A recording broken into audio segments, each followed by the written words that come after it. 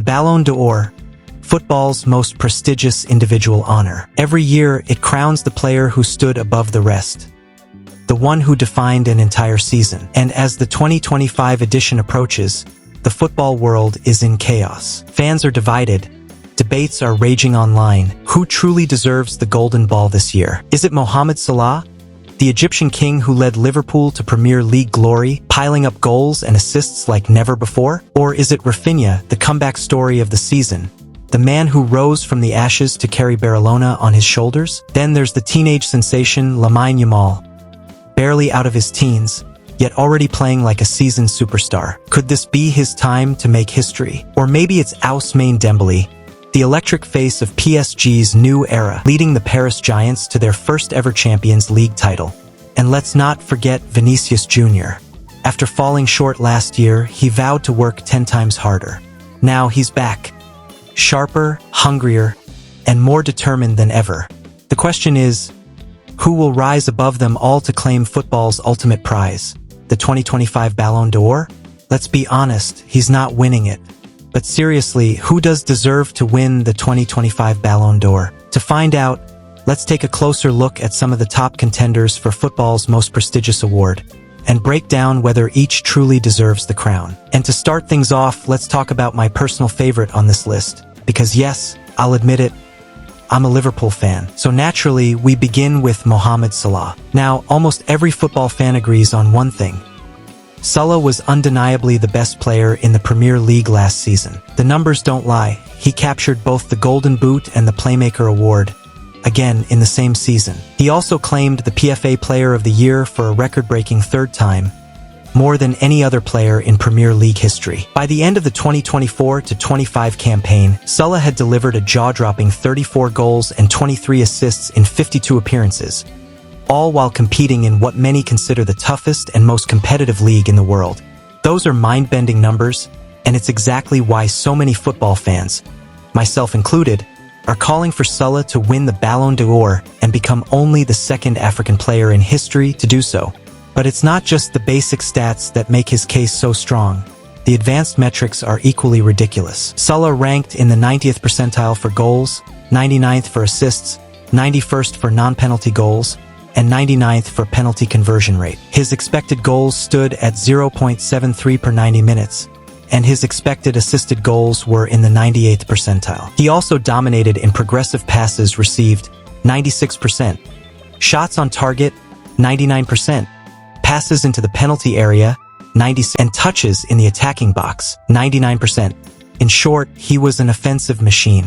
And if you watched Liverpool last season, you could see it. He was the heart and soul of that attack. With Cody Gakpo and Diogo Jota both struggling with injuries, rest in peace to Jota always, and Darwin Núñez being, well, frustratingly inconsistent, Salah carried the entire offense on his back. Luis Diaz had flashes of brilliance but lacked consistency, and players like Harvey Elliott or Federico rarely made a real impact. So when you look back at Liverpool's 2024-25 season, one thing becomes crystal clear. Salah carried a struggling attack and was one of the main reasons Liverpool lifted their 20th Premier League title. However, it's only fair to acknowledge the other side, the reasons why Salah might not win the 2025 Ballon d'Or. And there are some valid points here. The biggest argument? Liverpool's early Champions League exit. They were knocked out relatively early by PSG, a team that would later go on to win the entire tournament, featuring a few Ballon d'Or nominees of their own. We'll get to them soon. So while Salah's domestic dominance is unquestionable, his European campaign fell short, and in the Ballon d'Or race, that could make all the difference. Liverpool entered the Champions League as one of the clear favorites to win it all. They topped the brand new league phase, winning 7 out of 8 matches and looking unstoppable. But in the round of 16, fate had other plans. They drew Paris Saint-Germain, a matchup that felt like a final far too soon. Liverpool traveled to Paris and managed a hard-fought 1-0 victory, thanks to a last-minute strike from Harvey Elliott that silenced the Parc des Princes. But in the return leg at Anfield, Ousmane Dembélé struck back, leveling the tie. The game went all the way to penalties, and that's where PSG prevailed. And Salah? He struggled. To put it bluntly, he was quiet, even pocketed at times by Nuno Mendes, who shut him down for most of the 2 legs. And in a year where the Ballon d'Or heavily values Champions League performances, that early exit could prove fatal to his campaign. Across the entire European run, Salah posted just 3 goals and 4 assists in 9 appearances, respectable, but underwhelming compared to the other frontrunners. So, if Salah doesn't end up lifting the Ballon d'Or, and let's be honest, it's unlikely, the reason will come down to one thing, the Champions League. Now, let's turn to a player who did shine when it mattered most. A player who carried his team through Europe's biggest nights, Raphinha, from FC Barcelona. It's almost poetic. Just a year ago, during the summer of 2024, Barcelona fans were calling for Raphinha to be sold, to make room for Nico Williams. But instead of leaving, Raphinha stayed, and he balled out. That's how you silence your critics. Anyway, it feels like many football fans have already forgotten, but Raphinha was an absolute monster during the 2024-25 campaign. Just look at the numbers. He racked up 34 goals and 25 assists in 57 appearances, across all competitions for FC Barcelona. Those are world-class stats and a massive leap from his previous seasons. But where Raphinha truly turned heads was in the Champions League. In 14 games, he recorded 13 goals and 9 assists, meaning he averaged more goal contributions than games played. That's an insane level of production on the biggest stage in club football. And remember, the Champions League is where the world is watching. It's the tournament that defines legacies, where casual fans become believers, and where stars become legends. And Raphinha? He delivered when the lights were brightest. He scored a hat-trick against Bayern Munich in Barcelona's dominant 4-1 victory. He bagged a brace, including the winner, in that unforgettable 5-4 thriller away to Benfica. He smashed in a long-range beauty in the first leg of the round of 16, and followed it up with 2 more goals in the return leg to send Barca through to the quarterfinals. Then, in the semi-finals against Inter Milan, he scored what looked like the winning goal, a moment that had the Camp Nou dreaming of another European final. Raphinha wasn't just performing, he was carrying Barcelona. Every time they needed a spark, it was him. Every big game, every clutch moment, he was there. Those big game moments only strengthened Raphinha's case for the 2025 Ballon d'Or, and the advanced numbers back it all up. Statistically, he was elite in almost every attacking category. He ranked in the 90th percentile for goals, 92nd for assists, and 97th for expected goals, averaging 0.55 xG per 90 minutes. He was also in the 99th percentile for expected assisted goals with 0.42 per 90, showing just how consistently he created danger in the final third. Raphinha also sat in the 94th percentile for total shots, 93rd for shots on target, and an incredible 99th for goals from free kicks. His long pass completion, 92%, key passes, 96%, and goal-creating actions, 95%, all painted the same picture.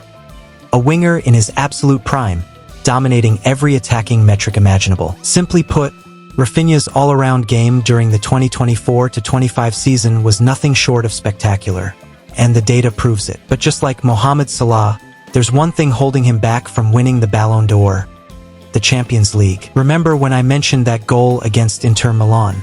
The one that seemed like the winner in the semifinals? Well, it wasn't. Inter Milan scored a late equalizer in the second leg to make it 3-3 on aggregate. Then, in extra time, Lautaro Martinez struck the decisive goal that sent Inter to the final, crushing Barcelona's European dream. That defeat meant Raphinha missed out on the one trophy that could have sealed his Ballon d'Or campaign. Yes, Barcelona went on to win a domestic treble, but in the eyes of voters, that still might not be enough. And perhaps the most surprising part? Once the season ended, the conversation around Raphinha faded. Social media moved on. The Raphinha for Ballon d'Or hype that burned so bright all year simply disappeared. But while the world forgot, attention began to shift to a new name. A player from the same team, but a whole different generation. Lamine Yamal, Barcelona's teenage prodigy, and one of the youngest players ever to enter the Ballon d'Or conversation. He might just go down as the greatest teenager to ever play football at the highest level. And honestly, that might not be an exaggeration. Watching Yamal play has become one of football's purest joys. The flair,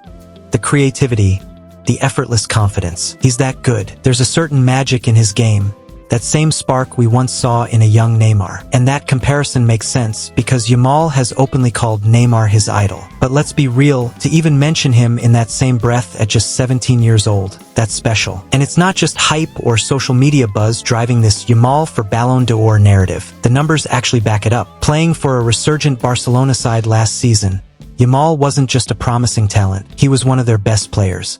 In the 2024-25 campaign, he delivered 18 goals and 25 assists in 55 appearances. That's 43 goal contributions as a teenager. Let that sink in. At just 17, he was producing like a seasoned superstar. His advanced metrics tell the same story. Yamal ranked in the 97th percentile for assists, 89th for progressive carries, and 88th for expected assists. He was also in the 91st percentile for passes into the penalty area, 91st for through balls, and 85th for shot-creating actions. He excelled in goal-creating actions, 98%, fouls drawn, 99%, successful take-ons, 99%, and even touches in the attacking third, 94%. In short, he was relentless, fearless, and dazzling. According to Squawka, Yamal also created the most chances from open play across Europe in the entire 2024-25 season. For a 17-year-old, that's not just impressive, that's historic. But despite all the brilliance, there are still reasons why Lamine Yamal might not win the 2025 Ballon d'Or. And the first one is obvious. He's too young. There's no rule against a teenager winning football's most prestigious award.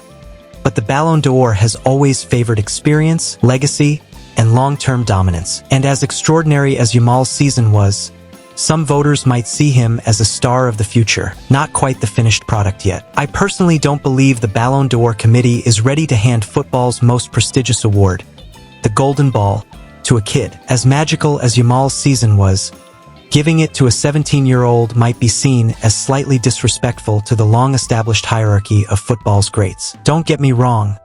I believe Lamine Yamal will win multiple Ballon d'Ors throughout his career, but the 2025 edition might just be a little too soon. And like Raphinha, Yamal faces the same obstacle. He didn't win the Champions League. That trophy, the one every player dreams of lifting, often plays a deciding role in who takes home the Golden Ball. To make matters worse, when Yamal had a chance to bounce back with the 2025 Nations League, his Spain side fell short, losing in the final to Cristiano Ronaldo's Portugal. That defeat, though not fatal, certainly dents his Ballon d'Or case compared to other contenders who finished their seasons with major international or European silverware. So, while I still think Lamine Yamal could win because he's arguably the most efficient, electrifying, and aesthetically pleasing player to watch right now, I'm not entirely convinced this is his year. His time will come, just not yet. But now we turn to another name, a Barcelona rival.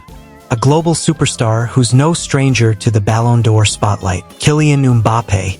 Last season, Mbappé's journey took a surprising turn. After his blockbuster move to Real Madrid, expectations were sky-high, but the Frenchman's start was underwhelming. For the first few matches of the campaign, he struggled to find the back of the net, leaving many fans wondering, was this the beginning of a new era, or the start of his decline? At the start of the season, Kylian Mbappé looked off. He was wasteful in front of goal, missing chances you'd normally bet your life on him scoring. Even penalties, both in La Liga and the Champions League, slipped through his fingers. Part of the struggle came from his position. He wasn't playing on his beloved left wing where he made his name. Instead, he was being used as a pure striker, the traditional number 9. That role, of course, belonged to him because the left flank at Real Madrid was already owned by Vinicius Jr. But as the 2024-25 campaign unfolded, Mbappé slowly began to find his rhythm. Bit by bit, game by game,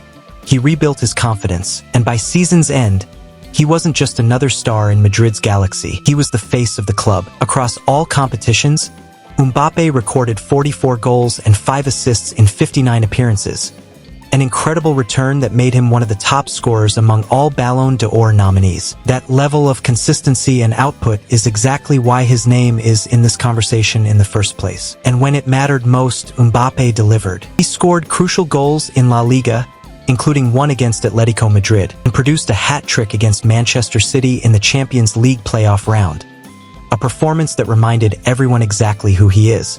The advanced metrics backed up his brilliance, too. He ranked in the 90th percentile for goals, 89th for goals plus assists, and 93rd for expected goals. He was in the 97th percentile for progressive carries and progressive passes, while ranking an astonishing 99th for both total shots and shots on target. Even his passing efficiency stood out, 97th percentile for pass completion, proving just how complete his game had become. After a slow, uncertain start, Kylian Mbappé had found his fire again, and Real Madrid was once more his stage. Statistically, Mbappé's numbers remained elite, sitting in the 88th percentile for expected goals and assists, 97th for key passes, 95th for passes into the final third, 96th for shot-creating actions, and 99th for take-ons attempted.